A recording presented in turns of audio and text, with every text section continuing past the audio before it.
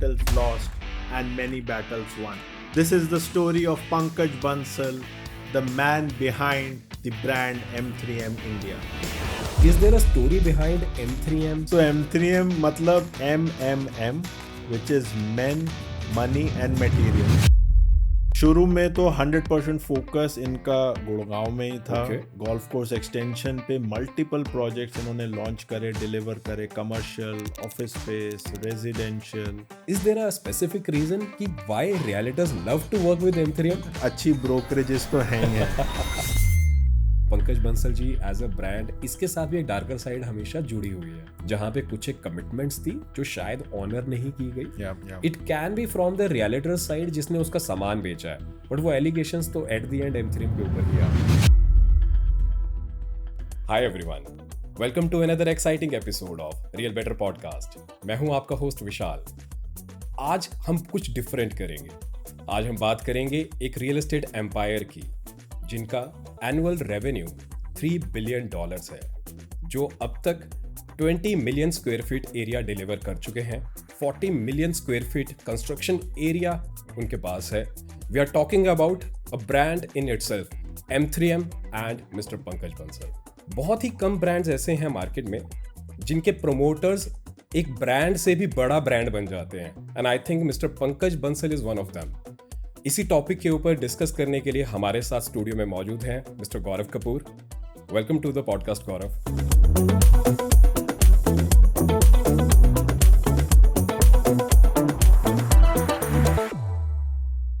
Let me tell you, this is not just a story of a man.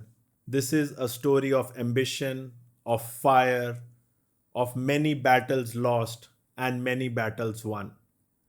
This is the story of Pankaj Bansal, the man behind the brand M3M India. His calculative mind works faster than the numbers on any Excel or any balance sheet. But speed comes with a price. Few deals went really wrong. Trust was broken for a while. And yes, there were days when his world even collapsed. He even saw inside of a jail cell. Most men would break, but not Pankaj Bansal. He had a team that is loyal, ambitious, fearful of him, but always besides him. Together they have created landmarks from iconic high street to luxury residential towers. And M3M became not just a name, but a statement.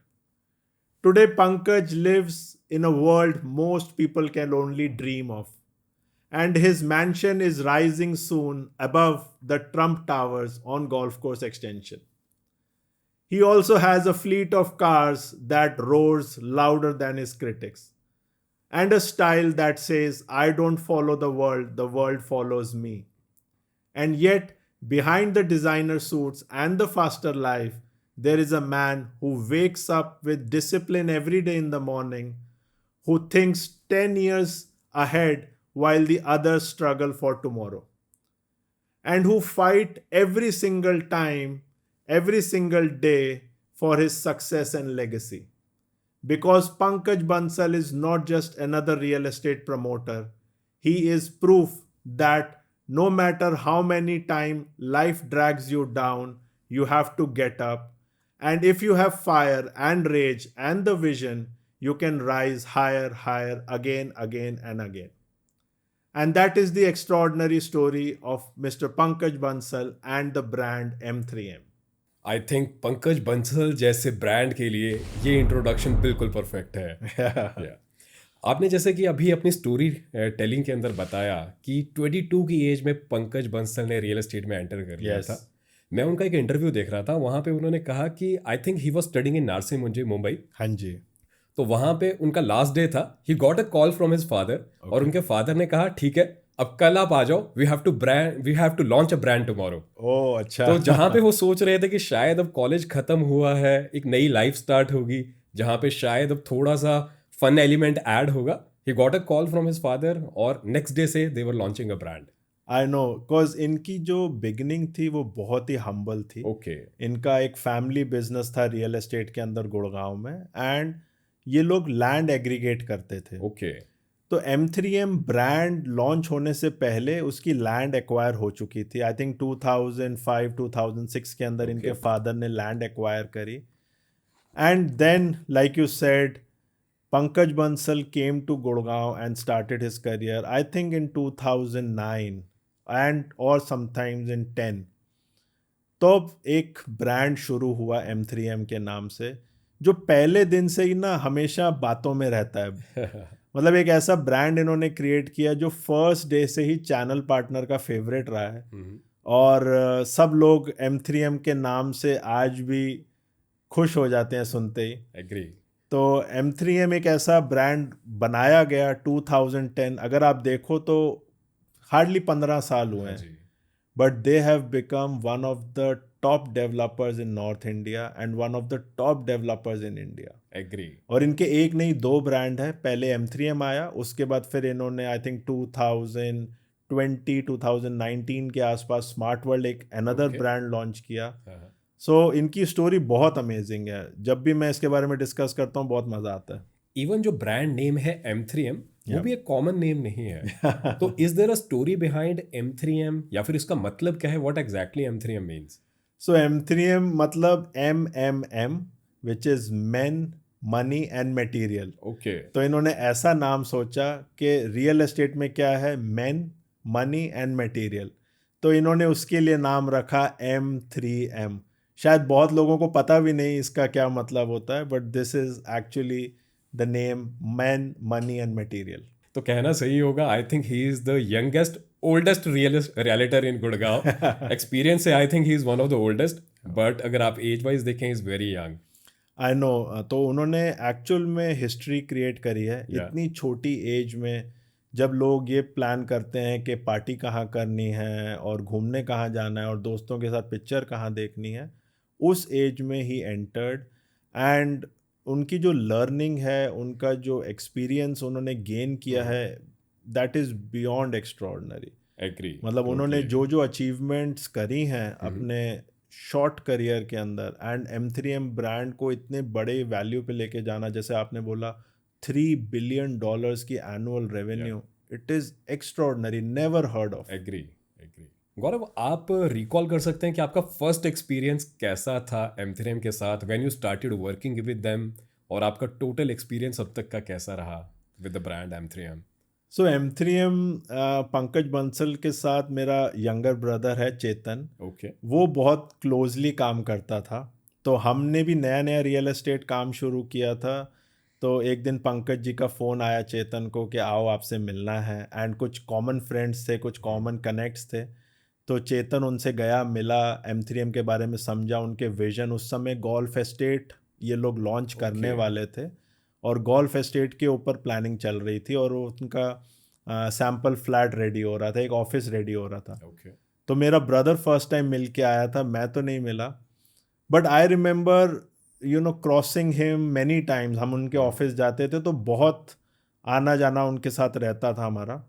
But मेरी जो first interaction हुई थी, मेरे को आज भी याद है, हम एक M3M का इवेंट कर रहे थे, हमने ताज बुक किया और हमने अपने क्लाइंट्स के लिए एक मैसिव इवेंट किया जिसमें काफ़ी सारे क्लाइंट्स आ रहे थे, ब्रेकफास्ट, लंच, डिनर, बहुत तैयारी चल रही थी।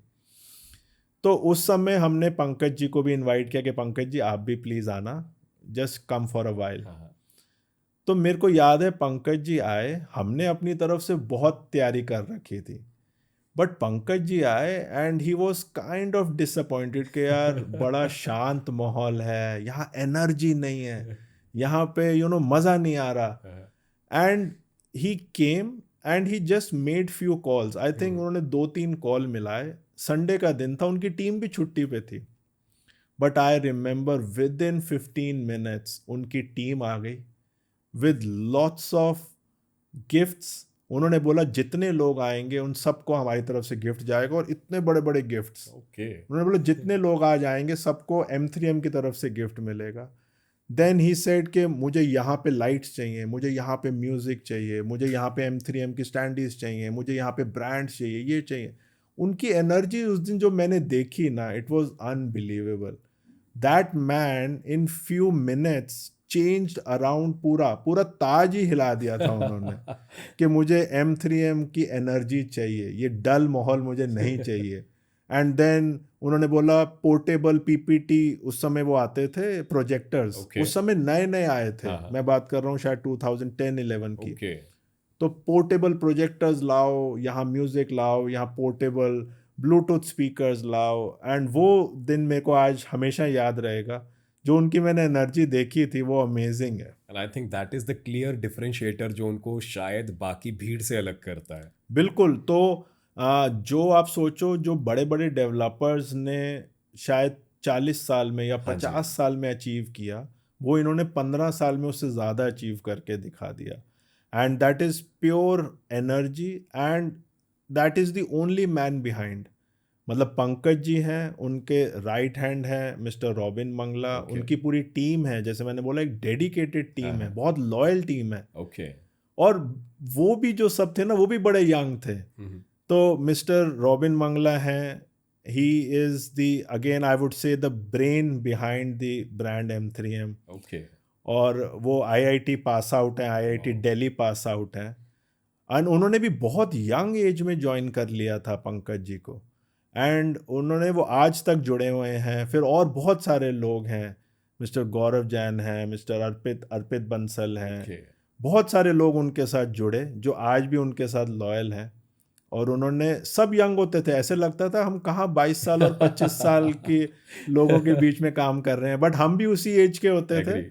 तो मज़ा भी आता था, पार्टी भी करते थे, माल भी बेचते थे, पैसा भी कमाते थे, कस्टमर्स भी लेकर आते थे, बहुत मज़ा आता था उस टाइम पे। तो लाइक आपने जो अभी कहा कि जो मोस्ट ऑफ द डेवलपर्स थे गुड़गांव मार्केट में, they had a legacy of Yep. Real estate development वगैरह कर रहे थे। And I think Pankaj Bansal का उस टाइप का बैकग्राउंड नहीं था। बिल्कुल। तो if you can throw some light कि वो किस बैकग्राउंड से आते हैं, how he started into real estate.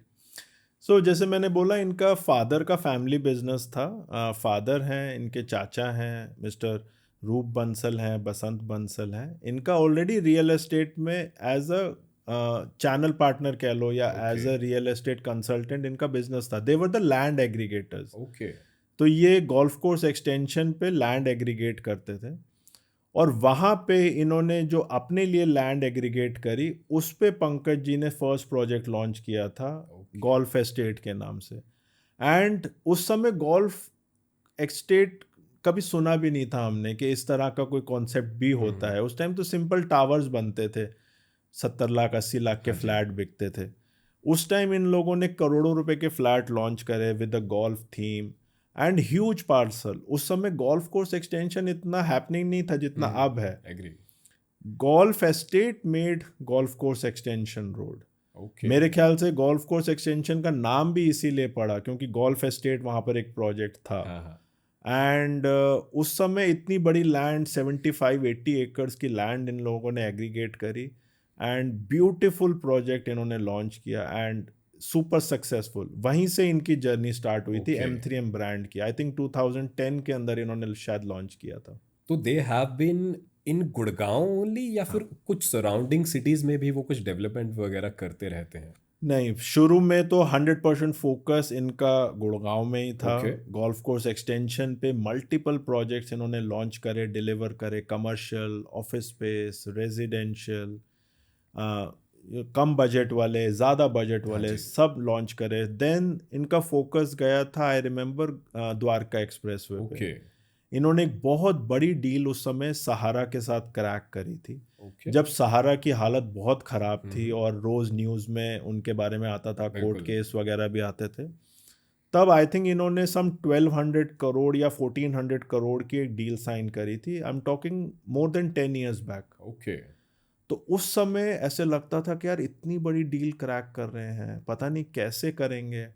And उसके लिए भी इनको बहुत बड़ा लोन भी लेना पड़ा था। आप सोच सकते हो 1200-1400 करोड़ की डील एक साथ उठाना, और वो भी द्वारका एक्सप्रेसवे पे जहां अभी कुछ भी नहीं था। So it was pure vision, और हमें लगता था कि कहीं गलती ना हो जाए। और जैसे मैंने बताया शुरू में कि लोग ना बहुत गलत भी बोलते हैं M3M के बारे में, तो उनको ये लगता था कि नहीं फेल हो जाएंगे, इतना बड़ा लोन उठा रहे हैं, कैसे लोन रीपे करेंगे, और कंपनी हमेशा डेट में रहेगी। और सहारा ऑलरेडी उस समय काफ़ी बिल्कुल। बदनाम था। तो इन्होंने वो डील क्रैक करी, उसके बाद मल्टीपल इन्होंने डील्स क्रैक करी, वहाँ से M3M बनता ही चला गया। There was no looking back. But I don't know why आज भी लोग जो है कुछ ऐसा कहते हैं कि बंद हो जाएगा, हाँ, हाँ। भाग जाएंगे, दुबई निकल जाएंगे। क्यों ऐसा बोलते हैं मुझे आज तक भी नहीं पता। इतने बड़े बड़े प्रोजेक्ट्स डिलीवर करने के बाद भी आज भी अगर M3M को अपने आप को प्रूव करना पड़े तो वो मुझे लगता है इट इज़ रिडिकुलस। बिल्कुल। जितना उन्होंने माल डिलीवर किया है, जितने बड़े बड़े प्रोजेक्ट्स डिलीवर करे हैं, गोल्फ कोर्स एक्सटेंशन को मैं बोलूँगा कि स्टार्ट करने वाले ही 2-3 ब्रांड थे। वन वाज M3M, हाँ जी। Then there was Ireo. Ireo आज बंद हो चुका है। देन देयर वाज एमआर का हम सबको पता है क्या हाल है। तो आज भी बाकी प्लेयर्स चले गए, बट जिन्होंने M3M के साथ जो जुड़े या M3M ने जो प्रोजेक्ट्स डिलीवर करे हैं वो अमेजिंग है। बिल्कुल। एंड आई थिंक यहाँ पे ये दो साइड्स हैं एक कॉइन की। एक साइड पे है रियलिटर्स जो बहुत ही हाई बोलते हैं M3M ग्रुप के लिए। Yeah. They love working with M3M group. But on the other hand जो आपने अभी बोला, there are few people and consumers हैं जो शायद थोड़ा सा एक नेगेटिव सेंटीमेंट लेके बैठे हुए हैं, कहीं ग्रुप भाग ना जाए, बंद ना हो Yeah. जाए, कुछ वैसा हो जाए। तो is there a specific reason कि why realtors love to work with M3M? और आई थिंक कस्टमर वाला तो आप आंसर कर ही चुके हैं। नहीं, ऐसा नहीं है। एजेंट्स में भी आपको ऐसे मिलेंगे जो कभी बोलते हैं हम कभी M3M के साथ काम नहीं करेंगे। उनके कोर्ट केसेस हैं, उनका बैकग्राउंड ऐसा था, उनकी हाँ। हिस्ट्री ऐसी थी। बहुत सारे एजेंट्स हैं जो कभी M3M के साथ काम ही नहीं करते। और कुछ ऐसे हैं जैसे आपने बोला राइटली सेड के they love to work for M3M। आज अगर कोई क्लाइंट गुड़गांव में आता है किसी एजेंट के हाँ पास जी। तो वो सीधा उनको M3M या स्मार्ट वर्ल्ड ही ले जाता है। बिल्कुल। इसका एक रीज़न ये है कि प्रोजेक्ट्स अच्छे बनते हैं, सबको पता है। प्रोजेक्ट्स टाइमली डिलीवर होते हैं, ये भी सारे एजेंट्स को पता है। भले मार्केट कुछ भी बोले, हाँ जी। बट इन्होंने हमेशा टाइम से पहले डिलीवर किया है। कुछ प्रोजेक्ट्स जो हमने इनके बेचे थे, even on Dwarka expressway, golf course extension या SPR पे, वो टाइम से पहले डिलीवर हुए। फिर कस्टमर की कंप्लेंट्स आती हैं कि यार आपने तो कहा था 2018 में डिलीवर होगा, इन्होंने तो 17 में ही डिलीवर कर दिया। तो वो भी एक रीज़न रहता है। तो एक एजेंट को पता है कि अगर M3M का प्रोजेक्ट है तो टाइमली डिलीवर होगा, कुछ यूनिक होगा, कुछ एक्सक्लूसिव लेकर आएंगे। जैसे M3M का IFC अगर आपने देखा हाँ हो, जी। आज भी वो गोल्फ कोर्स एक्सटेंशन की टॉलेस्ट बिल्डिंग है। Agree. And it was developed in a record time. मतलब लोगों ने सोचा था कि ये बिल्डिंग कभी रेडी नहीं हो पाएगी, एंड लोग शर्तें लगाते थे कि पैसा लगाने को रेडी हो, ये बिल्डिंग रेडी नहीं हो पाएगी। बट रिकॉर्ड टाइम में उन्होंने इसको डिलीवर किया। उस समय कुछ नई टेक्नोलॉजीज आई जो इन्होंने फटाफट अडॉप्ट करी, किसी ने सुना भी नहीं था उस टाइम। इन्होंने वो टेक्नोलॉजी अडॉप्ट करी, बिल्डिंग को डिलीवर किया। प्लस एक चीज़ ये भी है कि M3M का ब्रांड इतना बड़ा है कि माल अपने आप बिकता है। बिल्कुल। मतलब आपको किसी को पुश नहीं करना हाँ। पड़ता। कई बार छोटे ब्रांड आपको पुश करने पड़ते हैं, बट M3M का ब्रांड ऐसा है जो कि पुल के साथ आता है, कस्टमर खुद मांगता हुआ ही आता है। एंड लास्ट के अच्छी ब्रोकरेजेस तो हैं ही हैं। तो M3M जो पास आउट देता है, जो हाँ। ब्रोकरेज देता है अपने एजेंट्स को, वो भी बहुत हैंडसम Okay. होती हैं। तो इसीलिए ये सारा कुछ जब इकट्ठा होता है, अब जो बड़े ब्रांड्स हैं, जो पुराने ब्रांड्स हैं, वो बोलेंगे नहीं जी हम आपको सिर्फ 2% देंगे, 2.5% देंगे।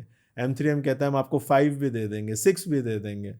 तो इसीलिए फिर they love to work for I M3M। Think आप मार्केट सीक्रेट रिवील कर रहे हैं। अब कस्टमर्स एजेंट्स के पीछे पड़ जाएंगे कि आपको एक हेफ्टी अमाउंट आता है, अब आपको वो मुझे वापस करना पड़ेगा। एक्चुअली ये सबको पता ही है। अब ये ऐसा कुछ सीक्रेट नहीं है। अब जो भी क्लाइंट्स आते हैं ना, वो अपनी पूरी रिसर्च करके आते हैं एग्री। और उनको पता होता है। कई बार तो ऐसे होता है कि वो ये भी बता देते हैं कि किस किस चैनल पार्टनर को क्या क्या मिल रहा है। एग्री। उनको सब पता होता है आजकल। तो लाइक आपने कहा कि M3M ने IFC जो बिल्डिंग बनाया था वो एक रिकॉर्ड टाइम पे बनाया था। Yeah. I think M3M is here to break records only. मैंने एक प्रोजेक्ट के बारे में सुना था, ट्रम्प टावर्स। वो उन्होंने with in a record time 24 hours के अंदर वो पूरा प्रोजेक्ट सोल्ड आउट कर दिया था। Agree 100%। So M3M is the only brand in India जो अब सेकंड ट्रम्प टावर लेकर आया था। नाइस। मतलब ये अनहर्ड है। हाँ। एक तो गुड़गांव इंडिया की इकलौती सिटी है जिसमें 2 ट्रम्प टावर्स होंगे।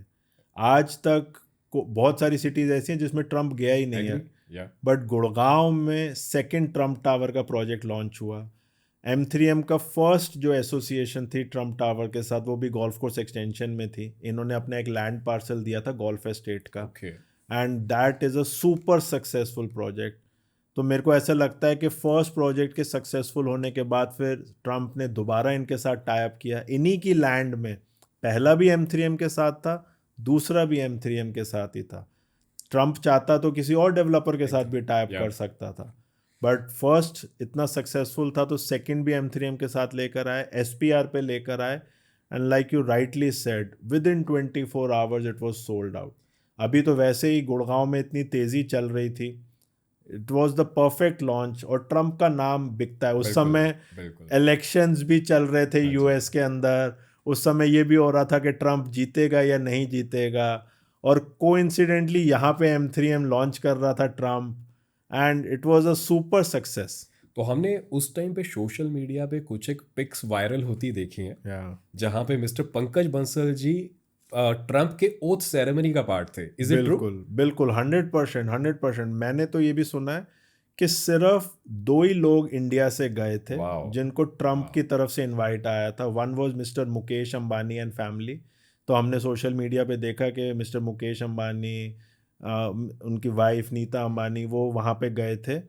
एंड साथ ही साथ जो सेकंड इंडियन वहाँ नज़र आ रहा था, that was mister Pankaj amazing Bansal, his wife Aishwarya Bansal. And for me also, when I saw on LinkedIn and I saw his pic, it was like a proud moment agree कि यार या हमारे गुड़गांव से भी बिल्कुल कोई गया है वहाँ पे। और पंकज जी गए हैं हाँ और जी उन्होंने सबके साथ वहाँ पे पिक्चर्स भी डाली थी।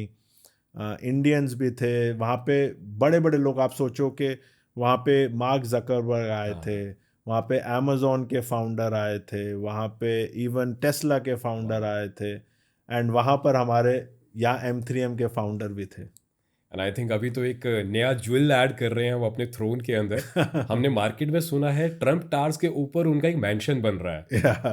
तो is there a story behind that? क्योंकि आज तक तो हम सिर्फ विजय माल्या जी का ही एक बंगलो है किंगफिशर टावर्स के ऊपर Yeah. जिसकी एक स्टोरी पूरी मार्केट में वायरल होती रहती है। Yeah.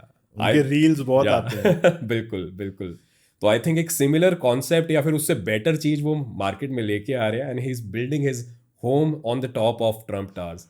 सो हम तो रोज कुछ ना कुछ मार्केट की खबरें सुनते रहते हाँ हैं जी कि इन्होंने पहले 2 ट्रम्प टावर्स लॉन्च करे, तब तक भी कुछ प्लान नहीं ओके था। ट्रम्प टावर्स सोल्ड आउट हो गए, पूरा डिलीवर हो गए। देन उनको कुछ स्पेशल अप्रूवल्स ली उन्होंने, और अब उन दोनों टावर्स को जोड़ के उसके ऊपर एक मैंशन बन वाओ रहा है।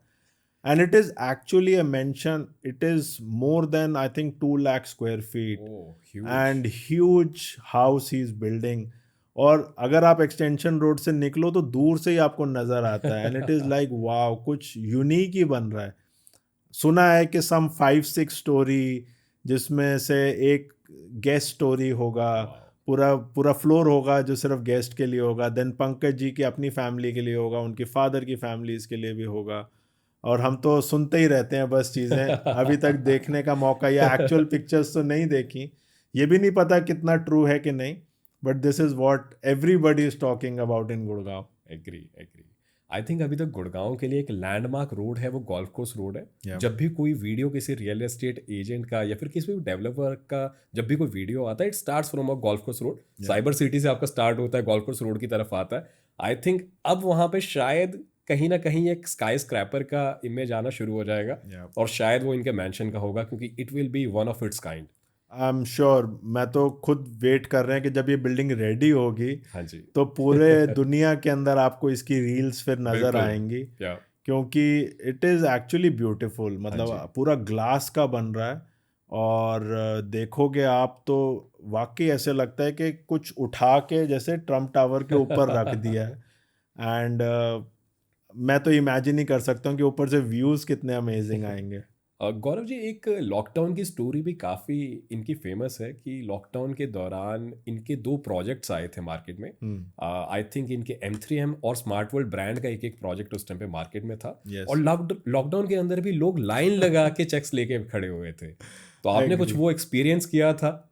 या हमने बिल्कुल एक्सपीरियंस किया था। एक तरफ से कोविड चल रहा हाँ है, जी। लोग डरे हुए हैं, कोई घर से निकल नहीं रहा है, और वहाँ पर M3M और स्मार्ट वर्ल्ड ने प्रोजेक्ट लॉन्च किया, और लोग सब कुछ भूल के इनकी गैलरीज में ऐसे पहुँचे थे। बिलीव मी, दिवाली से 2 दिन पहले हाँ भी जी। लॉन्च हो रहा है, और लोग दिवाली छोड़ के, लॉकडाउन भूल के, सब कुछ भूल लाइन के में लगे हुए लाइन में हैं। लगे हुए हैं। और I still remember, some elderly people were also there, some young people were also there, everybody was lining up, और लोग मजाक बना रहे थे कि यहाँ पे क्या प्रॉपर्टी फ्री में मिल रही है क्या? लोग राशन की तरह हाँ लाइन जी। लगा के खड़े हैं, तो क्या फ्री में फ्लैट मिल रहे हैं? But it was actually they were launching a project on Golf Course Extension Road at a very reasonable price, and there was also a project on New Gurgaon. Okay. तो sector 89 में इनका उस समय solitude आ रहा था और James आ रहा था। एक्सटेंशन पे इनका स्मार्ट वर्ल्ड का ऑर्चिड आ रहा था।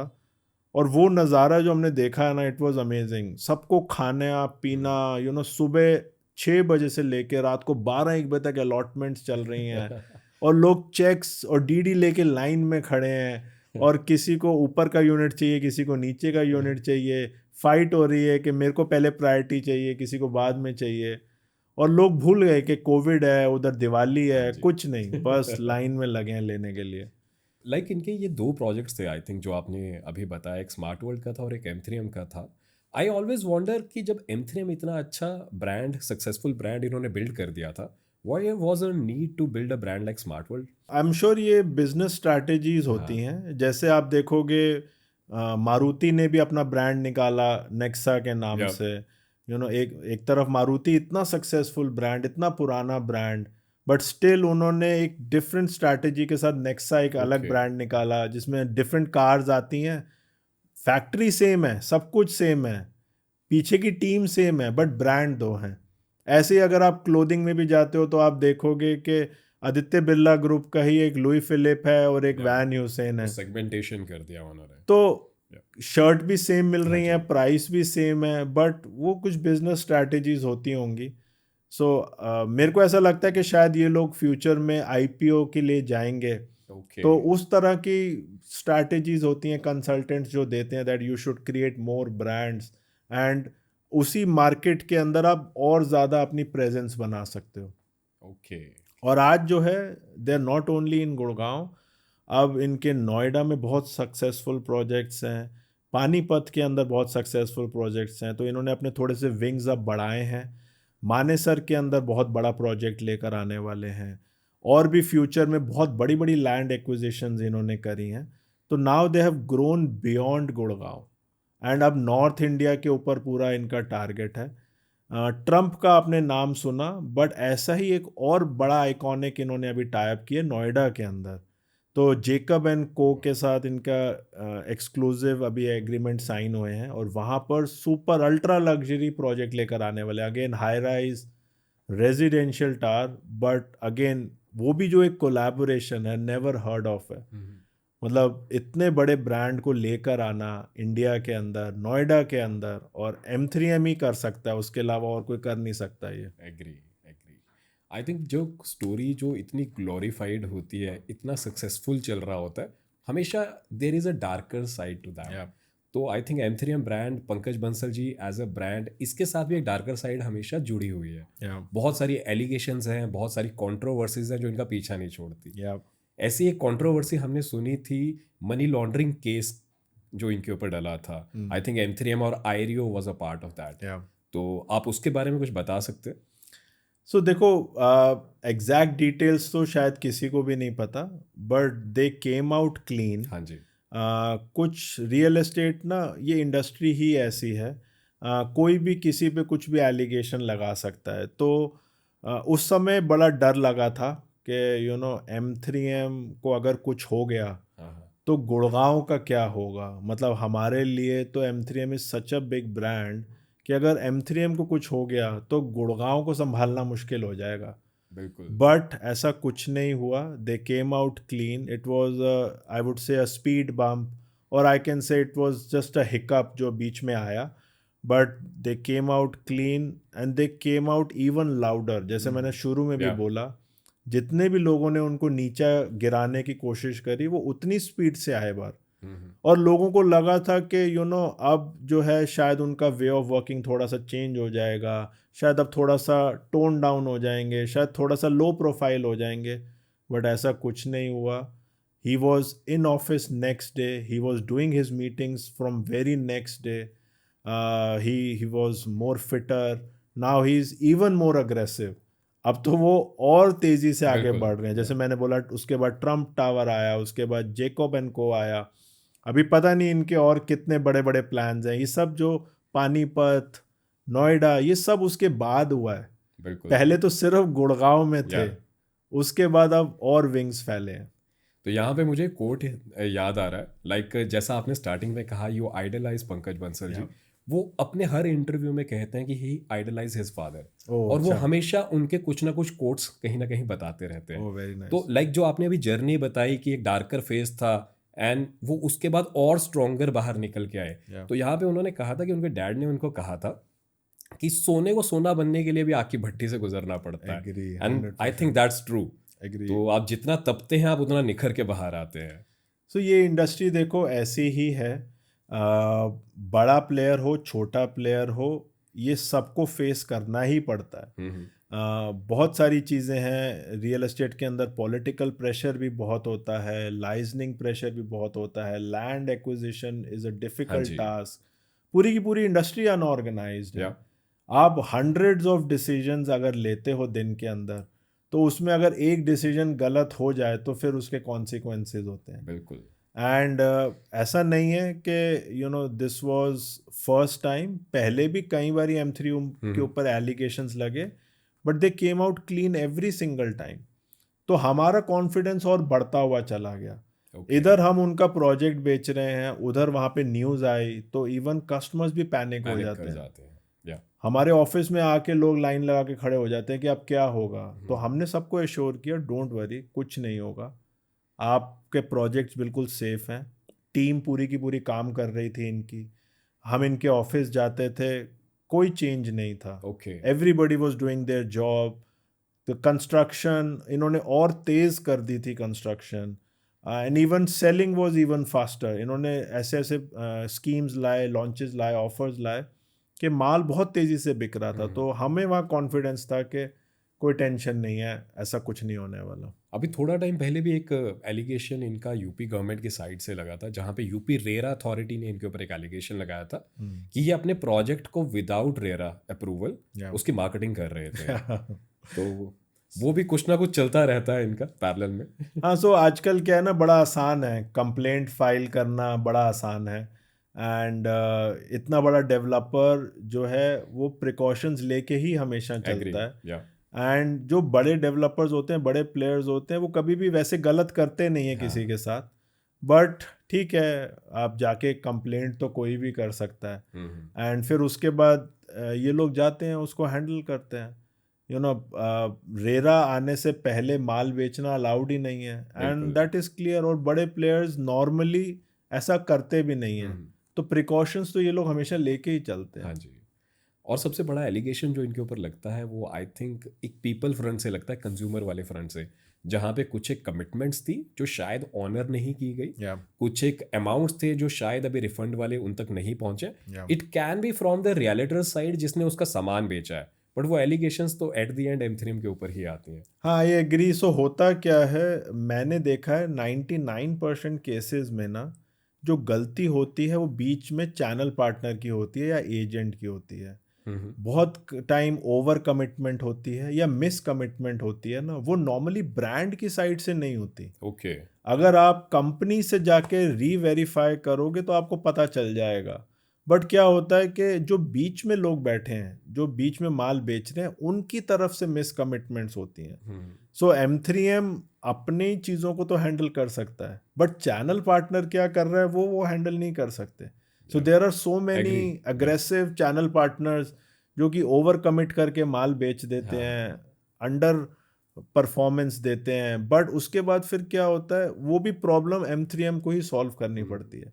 बट मुझे ये चीज़ इनकी बहुत अच्छी लगती है कि इनकी टीम है जो कि बहुत डेडिकेटेड है, और अगर आप जाते हो तो आपको 99% टाइम सॉल्यूशन मिल ही जाता है। Okay. They are very flexible. वो कभी नहीं सोचते कि ये 2 लाख का नुकसान हो जाएगा, 5 लाख जी। का नुकसान न हो जाएगा। डिसीजन इनकी टीम भी बहुत फास्ट लेती है। जैसे मैंने बताया, इनके जो राइट हैंड है, लेफ्ट हैंड है, वो बहुत फास्ट डिसीजंस लेते हैं। ओके। वो ऐसे हायरार्की सिस्टम नहीं है वहाँ पे कि मेरे को अप्रूवल लेनी पड़ेगी, ये लेना पड़ेगा। तो अगर कोई प्रॉब्लम आती भी है, कोई कंप्लेंट्स आती भी हैं, तो बहुत क्विकली उसको रेजोल्यूशन मिलता है अगर अंडरस्टूड। कस्टमर रिजॉल्व करना चाहे तो। ओके। बट अगर चैनल पार्टनर ने कुछ मिस कमिटमेंट करी है तो एक क्लाइंट को हमेशा ये ध्यान रखना चाहिए कि कंपनी से चीज़ें वेरीफाई बिल्कुल। करे। कई बार क्या होता है, कंपनी एक बेयर शेल यूनिट बेच रही है बट चैनल पार्टनर उसको ये बोल रहा है फुल्ली फर्निश्ड है। तो अब इसमें कंपनी की गलती नहीं है, हाँ जी। मे बी चैनल पार्टनर को पता नहीं था या उसने ओवर कमिट कर दिया। बट M3M और स्मार्ट वर्ल्ड में मैंने देखा है रेजोल्यूशन बहुत फास्ट होते हैं, बहुत फास्ट होते हैं। ओके। तो 15 इयर्स बैक जब स्मार्ट वर्ल्ड M3M ने अपनी जर्नी स्टार्ट की into real estate, I think they were competing with the odds of DLF के साथ कम्पीट कर रहे थे। आंसल्स बहुत बड़ा नाम था, यूनिटेक ग्रुप बहुत बड़ा था, आयरियो था, आईरियो MR था। था। या तो आपका क्या व्यू है, how were they able to compete with this big players of the market? So मेरा मानना है कि इनकी जो सेलिंग थी ना, वो बहुत अग्रेसिव थी। ओके। एंड इनकी जो टीम थी वो बहुत ज़्यादा डेडिकेटेड थी। लाइक आई सेड, आज भी अगर आप इनकी टीम देखोगे ना तो बहुत क्लोज निट टीम है। ओके। और यंग लोग थे, 22 से 25 साल के, जिन्होंने अपना करियर स्टार्ट ही M3M M3M से से किया किया। था। या और उन्होंने जैसे जैसे कंपनी ग्रो करी, उन्होंने भी साथ में ग्रो करा था। और वो आज भी जो है ना एक एंटरप्रेन्योर की तरह डिसीजंस लेते हैं। अंडरस्टूड। वो वेट नहीं करते कि पंकज जी से पूछना पड़ेगा, ये करना पड़ेगा। छोटी छोटी चीज़ों के डिसीजन उनको पावर है। तो ऐसे ही एक कंपनी ग्रो करती है, जहाँ MR में क्या होता है कि आपको हर डिसीजन के लिए दुबई से अप्रूवल आता है। हाँ जी। आज अगर आपको कुछ भी अप्रूवल चाहिए तो दुबई में कोई बंदा बैठा है, वो आपको अप्रूवल देता है। तो उससे चीज़ें डिले होती हैं। बिल्कुल। M3M की स्ट्रेंथ थी इनकी सेलिंग। जो ऑफर्स ये निकालते थे या जो स्कीम्स ये निकालते थे कि आप फ्लैट लो, फ्लैट के साथ आईफोन मिलेगा, आप ये लोगे तो आपको दुबई ट्रिप मिलेगा, अगर आप पेमेंट जल्दी कर दोगे तो आपको एक्स्ट्रा बेनिफिट मिलेगा।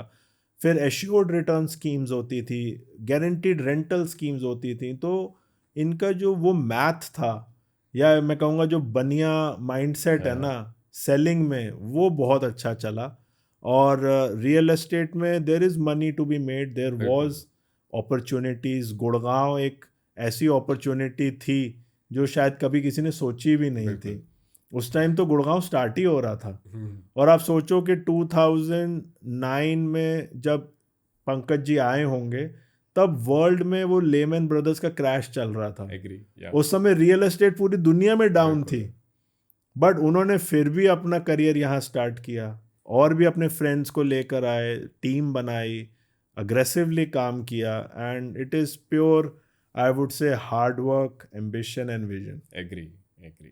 Thank you Gaurav, thank you for the lovely discussion. आपने जो इंसाइट्स आज M3M ग्रुप के बारे में दी, पंकज बंसल जी के बारे में जो आपने बताया, it's was truly knowledgeable. Yeah, I Thank also you. enjoyed. Thank you, Vishal. And thank you guys for watching the episode. I would request आप प्लीज़ इस एपिसोड को ज़्यादा से ज़्यादा शेयर करें, ताकि हमारा भी हौसला बढ़े और हम और अच्छे से अच्छे एपिसोड्स आप लोगों के लिए लेके आए। Please subscribe to our channel Real better podcast and comment. Thank you.